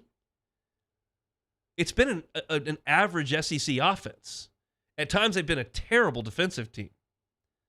The strength of that team is in the staff, and they still have got Beam, who's been very, very good and is excellent for a number 3, and they've still got Halverson that they can throw at you, and they've still got Sewell that they can throw at you, and they've still got A.J. Russell, who's going to be in their weekend rotation next year they can throw at you. So they've got some arms as well, but they don't have the tip of the spear. And LSU's lineup's better, and they've got some pitching. Tomorrow is the day where things get real dicey because you're facing a great team with a rested staff, and you're potentially just about out of arms. But today, if you're LSU, you've got a good chance. Now, it's a baseball game, and weird things happen. They certainly did last night, so you can't exactly forecast how it's going to go. But for what we've talked about all year long with this team was they're going to win behind schemes and just kind of figure out the rest of the way. What is Floyd going to give you? What's Hurd going to give you? But you thought that the Achilles heel here is the depth of the staff. Here we are. And I think the issue's a little more significant in tomorrow's game. This script for Jay Johnson, I think, goes something like Cooper for 4, Ackenhausen for 2, then maybe Herring for 1 and Guidry for 2. I mean, that's your roadmap. And then tomorrow, you just kind of see what you got. Probably start Money. Maybe Coleman if he hadn't pitched today. But you've got enough dudes today. And as I've said now, this will be the 3rd time I say this. To come out of this loser's bracket, somebody's got to do something you don't expect. Javen Coleman and Eugene or Caleb Gilbert against Oregon State. That's what you need. And it happens a lot. Jay Johnson's come through the loser's bracket. LSU's come through the loser's bracket. It can be done, but you got to start today. And I just think it's so vital for LSU to get off to a good start today. You let Tennessee hang a 3 spot in the first inning, you got to get somebody up in the bullpen, and it feels heavy. And Tennessee has played in that now for 2 weeks. They did it in Hattiesburg, and they've done it here. LSU has not done it yet. So it's just vital for LSU to get off to a good start. Cruz needs to put one in the gap to lead this thing off. White needs to hammer one into the gap. You need Dugas to big fly. You need something early in the game to get you kick-started. Jimmy said he knows a lot of people that went home today. I believe that. The shift change hadn't happened. I know it because I'm part of it. If we can get to the championship series, I'll be flying up on Friday if they can make it work. But they're going to have to do it with a little smaller crowd and a skeleton crew in the bullpen. It's a tall task, but this Tennessee team, if you listen to the show on Friday, has been a okay offensive team, and that's what they've been in Omaha as well. Let's see what they tried out there tonight. If you're looking for something to do tonight, Plucker Sports Trivia, always a great option. 8:30 Sports Trivia. Get up there to watch the game. I'll be there probably in the second or third inning, and we'll play some sports trivia at 8:30 while we're watching the game. Hopefully there's a little victory party going on for the end of trivia. It's always a great time. So grab a crew, grab a team, and head on to Pluckers at Nicholson. 8:30 is when we will crank things up. Very pumped about all of that. So hope to see you out there tonight. All right, Sharif Ishak, WDSU on LSU baseball, and a little bit on the Pels. That's next. Hunt Palmer on 104.5 ESPN Baton Rouge. One Bath and Closets, onebathandclosets.com is the website. I invite you to go to onebathandclosets.com. It's a great website, very functional, and it gives you an idea of what David Duvall and his team can do, especially on the bathroom side of things. There's some great pictures of before and after and the great things that he can do with seemingly ordinary situations. Maybe it's a full-scale bathroom renovation that you're looking to do. You want to rip up the floors. You want to deal with the plumbing. You want to do all of it. Well, David Duvall and his team at One Bath and Closets can handle that. They're licensed contractors. They're the only call you're going to need to make. They do it soup to nuts. Maybe it's just a tub-to-shower conversion. They can help you with that as well. One of the things that David talked to me about a couple of weeks ago was he's doing a lot of work now for folks whose parents may be aging, a loved one may be aging. They don't want to move out of that house, but they need some assistance in the bathroom. Maybe it's a walk-in tub. David Duvall and his team at One Bath and Closets can do that. If you're interested, reach out to them. Go to the website, onebathandclosets.com. You can request a free consultation, see their great work, view the testimonials. Great resource there. The website, again, onebathandclosets.com, onebathandclosets.com. Our listeners fire up their opinions on the jimsfirearms.net hotline at 499-1045. Keep listening for your next chance to shoot us your thoughts with the jimsfirearms.net hotline on 104.5 ESPN Baton Rouge. Turn my music high, high, high, high, yeah. You don't know what you're doing. Sure I do. I'm from the streets where the hood can swallow on me. Bullets will follow on me. There's so much that you could run the slalom. And cops comb this top to bottom. They say that we are prone to violence, but it's home sweet home. With personalities clashing, chrome meets chrome. Prices up and down like it's Wall Street. Hey there, little buddy. What's the matter? What's the matter? My windows, siding, and my door. That's what's the matter. Relief Windows can fix all that. I got you. Pop, pop. What's up? Oh my gosh, look! Curb appeal. That's a good-looking neighborhood. ReliefWindows.com. There it is, the extra mile. On the border of expected and extraordinary for those willing to go further. Like vans customized for work or play. With safety and tech to keep you connected. Supported by a 5-star sales, service, and finance team. And backed by the 1-star you know. So go the extra mile. It's never crowded because so few have what it takes to go there. Mercedes-Benz Vans. Gulf Coast Office Products is a nationally recognized Savin office equipment dealer based right here in Louisiana. Over 100 employees strong, Gulf Coast has the boots on the ground to support all vertical markets from education, engineering, legal, and finance. With the latest in office technology from desktop to production segment units, Gulf Coast and Savin have the perfect fit for you. Call 225-756-2644. That's 756-2644 for Gulf Coast Office Products. When is a taco more than just a taco? When it's Government Taco. Voted best tacos 3 years in a row by 225 Magazine, Government Taco puts the most delicious spin on tacos the capital area has ever seen. With creative combinations like the Magna Carrot, the Filibuster, or the Steak of the Union. Plus perfect tortilla chips paired with the best salsa and queso you've ever had. And happy hour every day from 3 to 6 p.m. and all day on Thursday. Government Taco, 5621 Government Street. I've been doing business with Luba for 25 years. They're dependable, trustworthy. It's just the attention to detail with our clients. Our folks have years and years of experience. They're highly trained professionals, but many companies have that asset. What I'd like to think makes Luba a bit different is that we use those talents in a way that truly is dedicated. For a Wednesday edition of Off the Bench, as we recap LSU versus Tennessee from Omaha, Matt Flynn joins the show in studio for a full hour of flestering, and we start to look ahead to the football season. Off the Bench, 7 to 10 a.m., 104.5 ESPN Baton Rouge.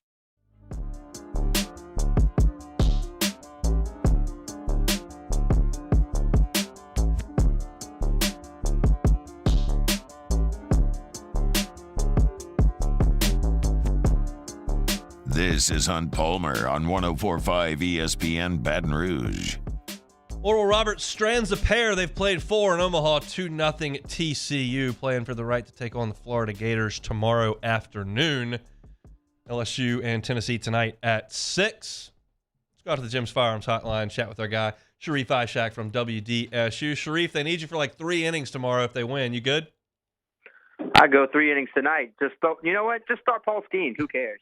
I don't know that that's going to happen. It doesn't seem to be a very prudent decision. No, man. Look, it's gonna be interesting tonight. I don't know if they can hit Drew Beam, and I don't know how many guys they're gonna need to throw out of the pen tonight for LSU. So, but something tells me, man, I feel a 2017 run coming on for LSU. I mean, I was there, and I know the pitching staff's a little bit different this time around, but I think they can. I think they can do it. Maybe I'm just an LSU, fan and graduate, but I think they can do it. What gives you the vibes that they might be on the verge of doing that? Because I really don't think the bats are going to be that silent like they were yesterday. I mean, that's the best pitching staff all around in the entire country, right? So they have like a 2.82 ERA, the number 1 in the country. I don't think that you're going to keep Dylan Cruz quiet, and I really don't think the rest of that lineup's going to do that again tonight. I think that they're going to come around and hit the ball. The question is how many runs does LSU give up tonight? Can they keep Tennessee below 5 runs, around the 5-run mark at least? I think they got a good chance. I think they can at least win today. I'll say that much. If they lose today, how would you categorize this season for LSU baseball?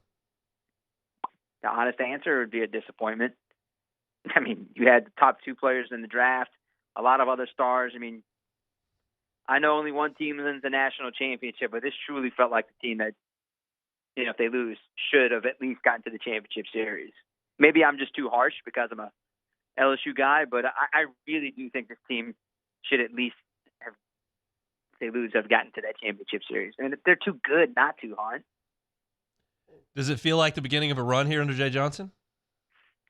Yeah, I told you this last week. I think getting to Omaha in his second year is a good thing. I think it sets him up for the next 3 to 5 years.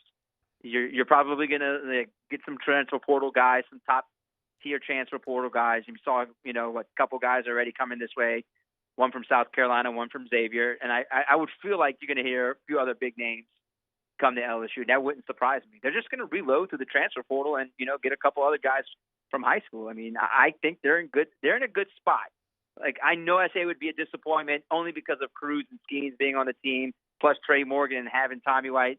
But I do feel like they're going to be set up for success for at least the next 3 to 5 years to at least win 1, maybe 2. That transfer from Xavier, Justin Lohr, going to join me on the show tomorrow at 2 o'clock. So looking forward to chatting with the Southpaw. Hopefully we're talking about an LSU win tonight. Let's shift over to the Pels, Sharif. Any expectation of a shakeup in the next 48 hours? Look, Hunt, they're going to try their best to go after Scoot Henderson. I'm not saying it's going to 100% happen, but I think that they will, David Griffin will push all the chips to the table without giving up every single thing to get Scoot Henderson. They love Scoot Henderson. and that is an understatement when I say they love him. So it's, whether if it's 2 or 3, my guess would be at number 3 with Portland. I think they'll serve up Zion Williamson, and then there'll be some other, like, I guess, things that'll have to work out to make the, the salary stuff and all that stuff match. But I think, the Pelicans are trying not to give up that much in order to get Scoot Henderson at number 3 if he's there at number 3. I don't think they want to give up a boatload. They'll try. I'm not saying it's going to happen. They may try their best and fail, but they will at least make a try to get him. How much is too much to give away? Look, man, you can't go give away Zion, Trey, and then like Dyson and your 14th pick. I mean, that's too much. That's too much. I understand Scoot Henderson could be a generational talent, but man, that's a little bit much of an asking price because I get you're taking on all of the burden with Zion Williamson because he's only played 114 games in 4 seasons, and you have to like bank on him playing if you trade him, and that team has to take all that on. But I'm not giving away like Trey. He is the one player that's untradeable on the team to me. Trey Murphy does not go anywhere to me. You have to keep him. What do you think? They would never tell us outwardly, but what do you think the Pelicans organization thinks about Zion Williamson? I really do think they like him, but I think they would like him to be more dedicated and committed to basketball. Like you saw, he was at the event, the Jefferson Parish School event last week, and he looked good. But they need him to look good on and off the court all the time now. I mean, they drafted you to be the face of the franchise. Let's be honest, and it has not worked out. You and BI have only played 93 games together in 4 seasons and just 12 under Willie Green, and you've only played 114 games. I think that's frustrated. Like all the stuff we have seen the last week and a half, social media, I think it doesn't bother them as much as some of the other things. It's like being committed 110% to the game of basketball during the offseason and when you're hurt, trying to get back onto the court when you're hurt. I think that's the stuff that really bothers them the most.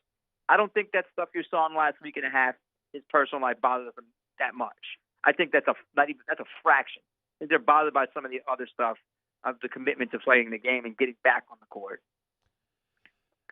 It felt like the Zion Williamson, Brandon Ingram, CJ McCollum push was maybe David Griffin's last shot. And if you trade one of those guys to take on a 19-year-old rookie, that feels like backing up to me. Does it feel like backing up to you? I think it feels like you're taking a mini reset there. It's a small backwards, movement. But look, Hunt, I mean, it isn't working. If they run it back and you have the same issue, you're going to be like, well, what could have been if we just would have made that trade and gotten Scoot Henderson? And Scoot Henderson's absolutely destroying it in 2 or 3 years, or even this year as a rookie. But I mean, if you put him next to whether if it's BI or Zion, and the team stays healthy, but I feel like we say this every time we talk, if they stay healthy, I hate that word, if they stay healthy, but if you put him, a generational talent, next to one of those 2 guys, CJ, Trey, Herb, and you're looking good, you're not going to ever think about what happened, what you traded to get him. They have to do something. It's just not working, huh? It really isn't working. They've given it 4 years, and it has not worked at all. And maybe Zion becomes like Joel Embiid, but maybe he doesn't. Maybe he doesn't turn the corner. Maybe he's never able to play more than 35 games. We just don't know. You've given it 4 years. At what point in time do you say, all right, we have to make a change here. We have to make our franchise better long term. We need a star who's available to play for most of the season, at least 70 to 75 games. Anything new with the Saints? No, nothing. It's quiet now until training camp. That's why I'm glad we talked about baseball to start. Who do you think starts tonight? I think Cooper. I think they want to get off to a good start, and I think that's the guy. Yep. He threw 22 pitches the other night. I think that's the guy you go with, and then from there, we'll see. That's what I like to say. I think they'll probably stick with left-handers until they get it. I think the idea would be to let Guidry finish it, but I think they'll go with left-handers all the way to that point. I'm with you, Riley, Nate, and then we'll see. That's what I like to say. We'll see, then Gavin. And then Sharif, you're taking the ball tomorrow, right? Yeah, man. Sure, why not? I can give you maybe one batter. I don't want to see that. I will pass on that. What's your spot in Omaha? Where are you missing? What am I missing? Yeah. The whole thing. I hate not going on that trip. It's my favorite thing to cover. I hate not going to Barrett's. I hate not going out to all the all the bars and seeing all the LSU fans and going in there yesterday to see the Jello shot record go down. It's my favorite trip, man. That's my favorite sports trip to cover. It's just, I love baseball more than any sport. And I just like to cover baseball. It's more of it's a fun conversational game. That's why I like it so much. It's so laid back. For those LSU fans that have never been to Omaha, I know it's on the list. Just make it happen. Make it happen one year. Book your tickets in January or something. It is an awesome trip. Sharif, thanks for the time, boss. All right, man. We'll be talking next week when LSU wins the national championship. That would be very good. I'll look forward to that. All right, man. Sharif Ishak, WDSU, down there in New Orleans. For the media that's there for a long time, it's a long trip, and you got to pack a lot.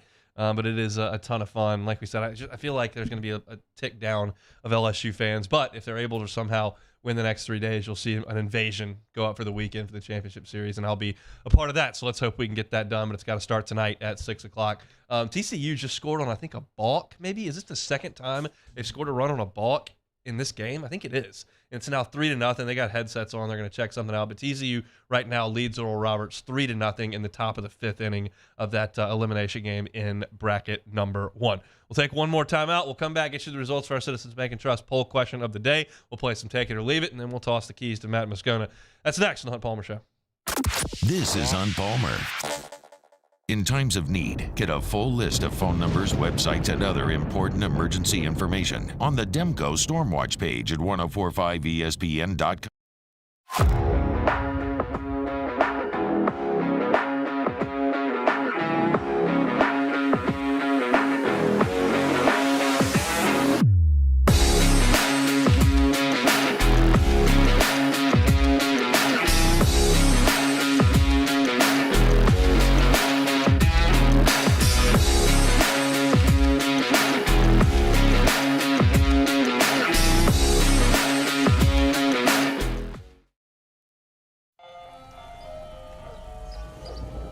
Hey there, little buddy.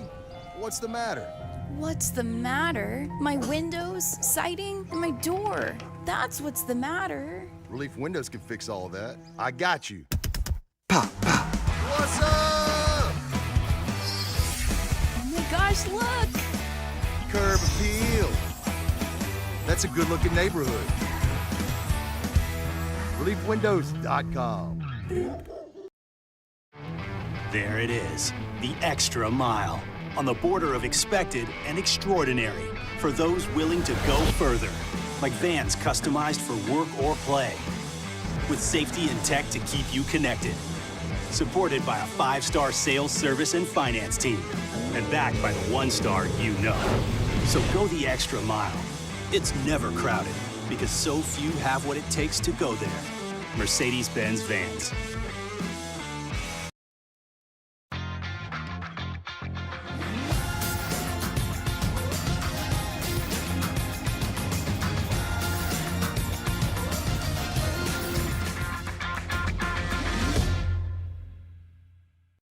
When is a taco more than just a taco? When it's Government Taco. Voted best tacos 3 years in a row by 225 Magazine, Government Taco puts the most delicious spin on tacos the capital area has ever seen. With creative combinations like the Magna Carrot, the Filibuster, or the Steak of the Union. Plus perfect tortilla chips paired with the best salsa and queso you've ever had. And happy hour every day from 3 to 6 p.m. and all day on Thursday. Government Taco, 5621 Government Street. Gulf Coast Office Products is a nationally recognized Savin office equipment dealer based right here in Louisiana. Over 100 employees strong, Gulf Coast has the boots on the ground to support all vertical markets, from education, engineering, legal, and finance. With the latest in office technology, from desktop to production segment units, Gulf Coast and Savin have the perfect fit for you. Call 225-756-2644. That's 756-2644 for Gulf Coast Office Products. I've been doing business with Luba for 25 years. They're dependable, trustworthy. It's just the attention to detail with our clients. Our folks have years and years of experience. They're highly trained professionals, but many companies have that asset. What I'd like to think makes Luba a bit different is that we use those talents in a way that truly is dedicated to serving the needs of the folks who depend on us. All right, let's say ah.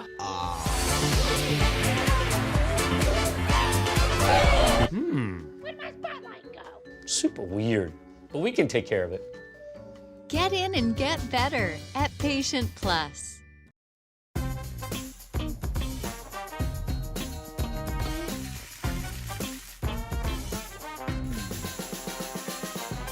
The best kept secret in town is out. Discover Tallulah at the Renaissance Hotel on Bluebonnet.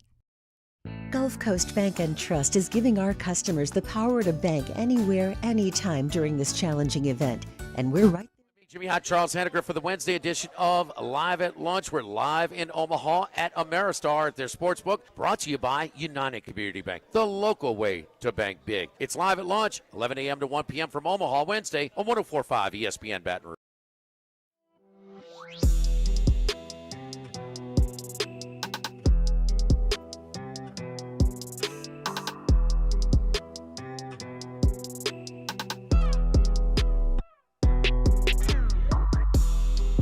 You're listening to Hunt Palmer on 104.5 ESPN Baton Rouge. Closing up shop here. Tuesday edition of the Hunt Palmer Show. I got a question on Twitter from Christian Woodard saying, would Hurd be available for Wednesday if we get there? Meaning tomorrow, obviously. Thatcher Hurd last night threw 65 pitches. I would not say he would be available on one day of rest. I think it's possible on Thursday he could return, but that's pushing it a little bit as well. Thursday would be the day I think you could give Paul Skeens the ball and feel good about that on 4 full days of rest. He pitched on Saturday, would have Sunday, Monday, Tuesday, and Wednesday to rest. So I think in terms of bounce backs, Cooper's pretty flexible, got a bit of a rubber arm, but you're kind of looking later in the week where Skeens and Hurd could help you. I don't think that they could until then. We had our Citizens Bank and Trust poll question of the day. Who would you start? Who do you think's going to start? How did we phrase that? 104.5 ESPN on Twitter. We phrased it, as I look it up on Twitter, who should be LSU's starting pitcher tonight. Riley Cooper got 50.5% of the vote. Javen Coleman got 36% of the vote, and Blake Money got 13.5% of the vote. TCU just flared one into center field. They will add to their lead. They took that run off the board previously. Now it has come in to score, so it is 3-0 Horned Frogs as they try to fight and to stay alive and meet Florida tomorrow. All right, let's play some Take It or Leave It. All right, first one here, Jello shots. Take it or leave it. I'll take it. I'm good with the. I'll take it. I'm good with the Jello shot. I got into a little bit of trouble with Jello shots one time in college. Got a little too aggressive. It ended my night a little early. So we don't want to sneak up on you. Yeah, we don't want to do that. But I'm good for a Jello shot here or there. I can't tell you the last time I had a Jello shot. Feels like maybe Mardi Gras a few years ago. I don't remember, but. If I go up there this weekend and LSU in the championship series, I will be adding to the tally. I'll throw down a couple Jello shots, so I'll take that. Chicago Cubs are 8-2 in their last 10. That is correct, and are just 3.5 back of the NL Central leading Cincinnati Reds, who are also very hot. They also just got Cody Bellinger and Kyle Hendricks back from injury. The season is not over yet. Take it or leave it. You got to take that. I mean, the NL Central stinks. It's a terrible division. You've got the Pirates who don't even try, and now they've lost like 6 or 7 games in a row. You got the Reds who don't try. You got the Brewers who try, but they're not very good. And then you got the Cardinals who are in last this year. So it's just a free-for-all in a terrible division. It's like the NFC South at this point. The Cubs should own that division. They have the money, the market. Everything about the Cubs should be vastly superior to the Pirates and Reds and Brewers. But far too often it is not. Hopefully that is the case. This was kind of the opening of the next window this year. Feel like the next couple of years set up as some of the prospects get up, it should be a little bit better. But they've got a bad record, but they got a bad division, so their season is very much not over. Draymond Green declined his player option with the Golden State Warriors. The dynasty is over. Take it or leave it. I'm going to leave that. I'm not going to close the door on Steph and Clay and Poole at this point. I think that they've got a pretty good core there, and those guys can still really, really play. They're going to have to add to it and supplement it. Draymond certainly meant a lot to it on the floor and just emotionally, but the writing was on the wall. This was always going to be his last year there, and then he's going to head on down to the Lakers or wherever he may go. But yeah, I'm just not prepared to close the book on that. I've done that with some things. Like I was out on Tom Brady coming into this year. I was like that thing's over. I've I'm out on Belichick and the rest of the Patriots run. I think that's toast as well. Mac Jones ain't winning anything in that conference with those quarterbacks, so I'm out on that. But I'm not done with the Warriors just yet, so I'll leave the door open there. Luis Reyes went 5 for 5 yesterday to get his batting average over 400. The Marlins second baseman will hit 400 this year. Take it or leave it. I'm going to leave that. I don't think he's going to hit 400, but to be hitting 400 late into June is amazing. We're talking about an era where every pitcher is throwing 97 to 102, and the spin rates on the sliders are absolutely ridiculous. And it's just never been more difficult to make contact and to hit for average. There's massive amounts of home runs being hit. We know that. But in terms of hitting for average, just no one's able to do that. And Reyes has been incredible this year, going 5 for 5, quite an accomplishment. He won't hit over 400, but I mean, if he can hit like 385, I mean, that's just an insane season. I would consider MVP votes for that. I know nobody cares about batting average and all that stuff, but it's still just wildly impressive. He plays for the Marlins, too. He does play for the Marlins. That hurts morale. All right, last one here. It's football season guy will show up tonight. Take it or leave it. Oh, God. We talked about this in the first hour. I'm going to leave it because I hope LSU wins the game, and at that point you don't say it. But there's just people just can't wait to go to Twitter or go to Tiger Droppings or wherever right when the baseball season ends. It's just immense pain and suffering when a baseball season ends, and you're going to just turn that knife in a little harder by telling me I have to start caring about football in June. I get it. I got home yesterday and popped on the SEC Network to see if they were doing SEC Live or something from Omaha before the game. No, it was Feinbaum, and you got the same people calling in June going, "Hey, Paul, what you think Auburn's going to do this year?" It's like, God, just give it a rest. It's June. Can we please wait until the end of July to start talking about this stuff? But look, I can promise you, if LSU loses tonight, that guy's going to show up. He's going to think it's hilarious, or it's going to be terrible.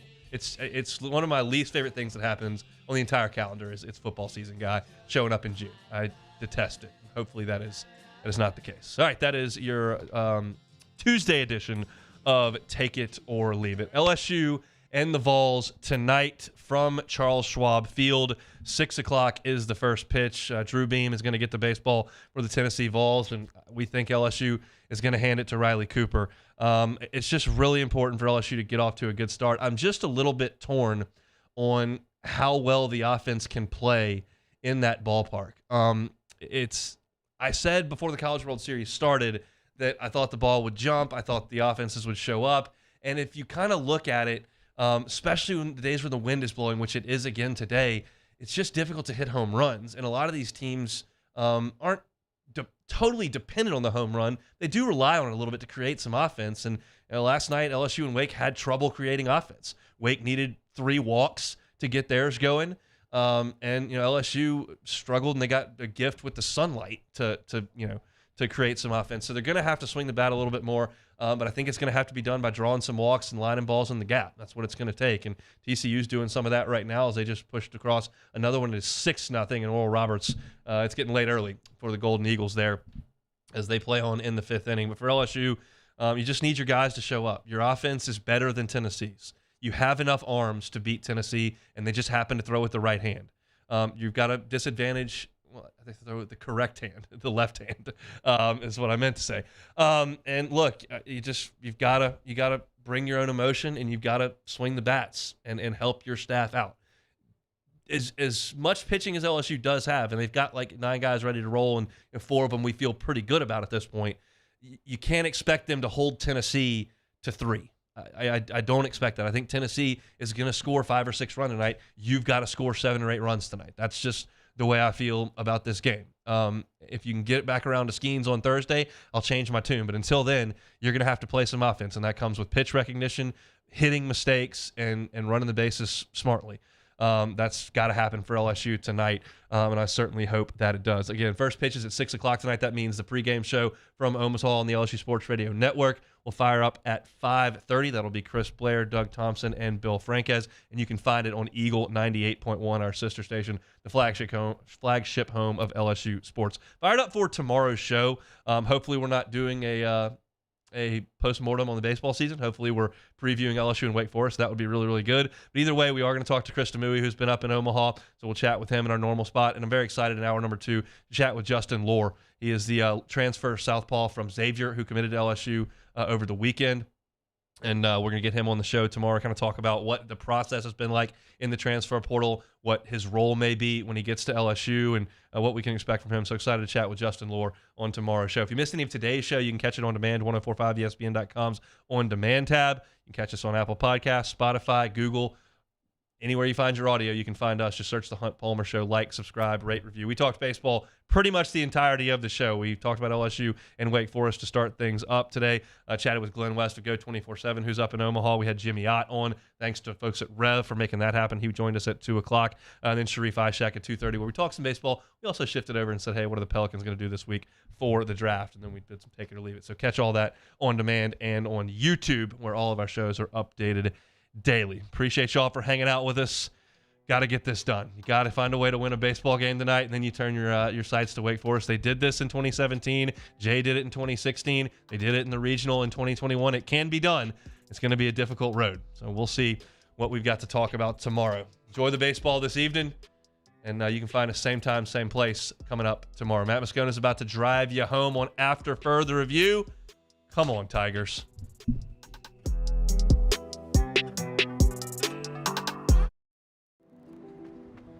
I drove myself to the ER, had heart surgery, and drove myself home 24 hours later, feeling fine. Starting running again